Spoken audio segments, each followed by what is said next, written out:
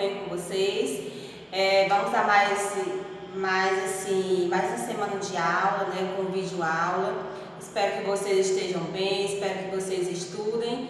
E hoje a gente vai revisar o que vocês já estudaram, né, no capítulo, ou melhor, no módulo 2, tá? A gente estudou no módulo 2 os números positivos e negativos, regras numéricas, né? Estudamos plano cartesiano e enfim. Então aqui nós temos, né, exemplo de frações com expoente negativo, tá? Então aqui nós temos frações com expoente negativo e temos números inteiros com expoente negativo. Então como é que eu vou resolver base com expoente negativo? Então aqui eu tenho 7, o 7 é a base e o expoente é menos 2. Então eu vou ter que transformar no expoente negativo. Abaixo do 3, do 7, tem um 1 subentendido. Então o 1 passa a ser numerador e o 7 passa a ser denominador. E o expoente que antes era negativo passou a ser um expoente positivo. Então, se eu tenho um expoente negativo, para me transformar no expoente positivo, eu vou só inverter a fração. Se eu tenho aqui o inverso de 7, é 1/7. Outro exemplo, aqui eu tenho 9 elevado a menos 5. Então, vamos inverter a fração. Abaixo do 9 tem um subentendido. Que é o inverso de 9? 1/9. E o expoente era negativo, passou a ser um expoente positivo. Se fosse para me resolver essa potência, eu ia multiplicar um 7 duas vezes e aqui multiplicaria um 9 5 vezes, tá? Aqui eu tenho 1 meio elevado a menos 12. Que é o inverso de 1 meio? 2. 2 sobre 1 ou somente um 2, tá? Que abaixo do 2 aqui tem um subentendido, eu não preciso colocar. Então, o inverso de 1 meio é 2 e o 1 subentendido elevado a 12 positivo. Relembrando, transformar expoente negativo no expoente positivo, você vai inverter a fração, tá? Outra coisa que nós estudamos também, né, é o seguinte: quando a base é um número par e é negativo, quando a base é negativa e o expoente é par, o resultado será positivo. Então, menos 2 elevado a 2 é igual a mais 4. Quando a base é negativa e o expoente é ímpar, o resultado será negativo. Menos 2 elevado a 3, ou menos 2 elevado à terceira potência, ou menos 2 ao cubo é igual a menos 8. Estudamos também as propriedades das potências, tá? Então, a primeira propriedade que nós estudamos foi multiplicação com bases iguais. Eu vou repetir a base e vou somar os expoentes. 2 elevado à quarta potência multiplicado por 2 elevado à quinta potência. Vou repetir o 2 porque as bases são iguais e vou somar os expoentes. 4 mais 5 é igual a 9. Resultado, 2 elevado à nona potência. Essa regra só é válida para multiplicação com bases iguais, que é uma propriedade da potência, tá? Na divisão com bases iguais, aqui eu tenho 10 elevado à nona potência, dividido por 10 elevado à oitava potência. Na divisão é o contrário da multiplicação. Na multiplicação eu somo os expoentes e na divisão eu subtraio os expoentes. 9 menos 8 é igual a 1. Resultado, 10 elevado a 1. Aqui eu tenho potência de potência. 5 elevado a 2 elevado à quinta potência. Ou 5 ao quadrado e 5 elevado à quinta potência. Nesse caso, eu vou repetir a base e vou multiplicar os expoentes. Quem são os expoentes? O 2 e o 5. 2 vezes 5 é igual a 10. Então, resultado, 5 elevado a 10, ou a décima potência, tá? Aqui eu tenho 7 vezes 2 elevado à terceira potência. Então, nesse caso, o expoente, que é 3, ele vai servir tanto para o 7 quanto para o 2. Resultado: 7 elevado à terceira potência multiplicado por 2 elevado à terceira potência. Aqui na divisão do mesmo jeito, ó, 5 dividido por 3 elevado à sétima potência. Então, esse expoente de 7 vai servir tanto para o 5 quanto para o 3. Resultado: 5 elevado a 7 dividido por 3 elevado a 7 ou elevado à sétima potência. Estudamos também o plano cartesiano. O plano cartesiano, ele é formado por duas retas. Uma reta horizontal, que é representada pela letra X, e uma reta vertical, representada pela letra Y.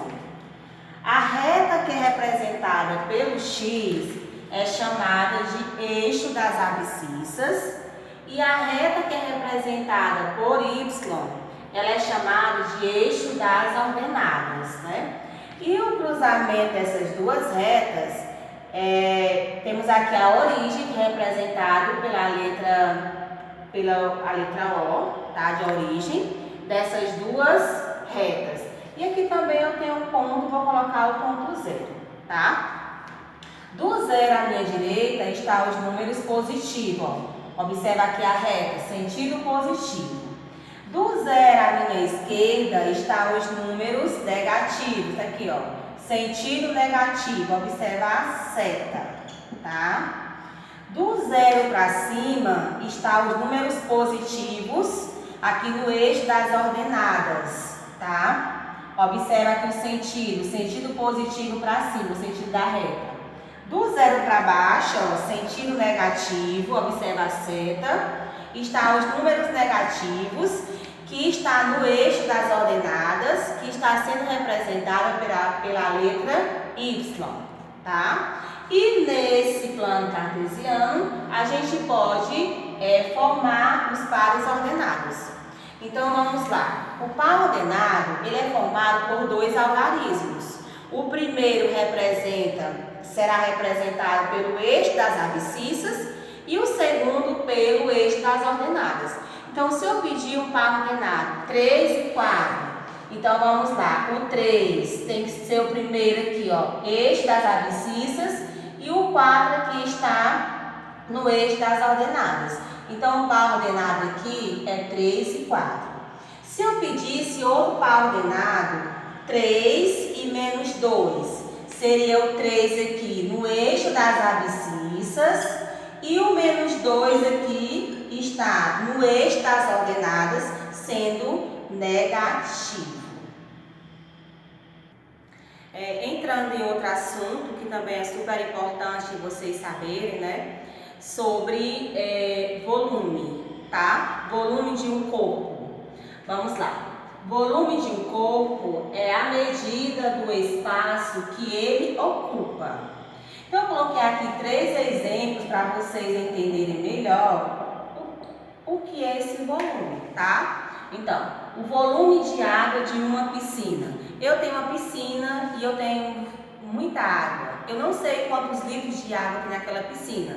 Então, a quantidade de litros de água que tem naquela piscina é chamada de volume, tá? Que é a medida que está ocupando o espaço da piscina. Outro exemplo bem interessante, né? Madeireira e serrarias comercializam madeira pelo volume dos troncos, ou seja, o peso, né, do volume é o peso ali dos troncos da madeira, tá? Outro exemplo também importante, que para vocês entenderem melhor, em uma construção é preciso saber o volume de areia que será utilizado, né? Então, na construção, dependendo da construção que você vai fazer, se é pequena ou se é grande, uma construção grande, você vai utilizar muita areia. Então, várias carradas de areia. A gente não sabe o volume, tá, daquela areia.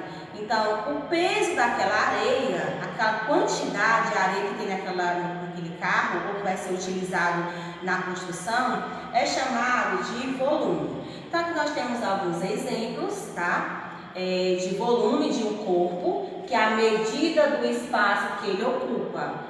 tá? Para vocês entenderem melhor o que é a definição. Temos aqui algumas medidas de volume a mais utilizada, tá? Então vamos lá.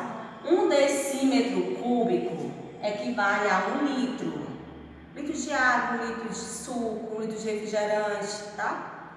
1 metro cúbico equivale a 1000 decímetro cúbico, que equivale a 1000 litros. E 1 centímetro cúbico equivale a 1 ml, tá bom? No livro de vocês, lá na página 179, né, tem um exemplo de uma conta de água, certo?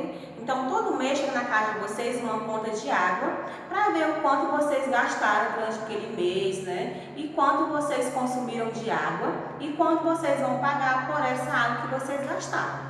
Então, aqui nós temos a água, o nome do cliente, o nome da matrícula, o endereço, aí tem o CEP, o local, tem roteiro de leitura, que o hidrômetro, né, que mede que faz a medição da água, quanto você gastou. E o histórico de consumo, ele é em metros cúbicos, tá? No 3 de 18 eu gasto 13, 4 de 18, 12, dia 5 de 2018, 14, 6 de 2018, 11, 7 de 2018, 10, 8 de 2018, 12, 9 de 2018, 13, 10 de 2018, 13, 11 de 2018, 12, 12 de 2018, 10, 1 de 2019, 10 e no dia 2 de 2019, 14. Então, aqui nós temos a descrição dos serviços lançados e temos os valores.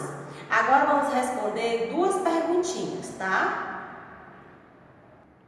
De acordo com a conta de água, a gente vai responder 2 itens, tá? Então, item A, de quantos metros cúbicos foi o consumo médio mensal de água nessa residência de março de 2018 a fevereiro de 2019? A gente vai somar todo o que foi consumido e dividir pela quantidade, tá? Então, vamos somar aqui 13, mais 12, mais 14, mais 11, mais 10, mais 12, mais 13, mais 13, mais 12, mais 10, mais 10, mais 14, que foi a quantidade que foi consumido, dividido por 12. Somando todos esses números, nós vamos obter 144.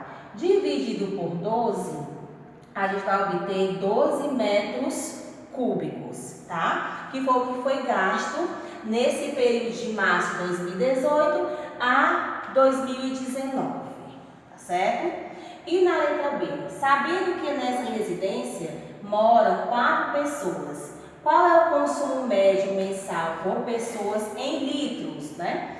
Então, vamos lá. 12 metros cúbicos é igual a 12 mil litros, porque 1 metro cúbico é igual a 1000 litros. Então, você coloca 12 metros cúbicos é igual a 12 mil litros. Vamos pegar 12 mil litros e dividir por 4, porque são 4 pessoas.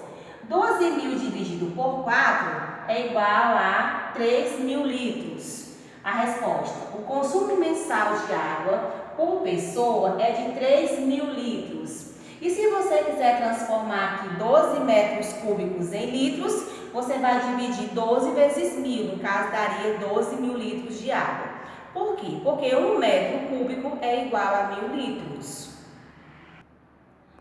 Espero que vocês tenham entendido a aula e até a próxima.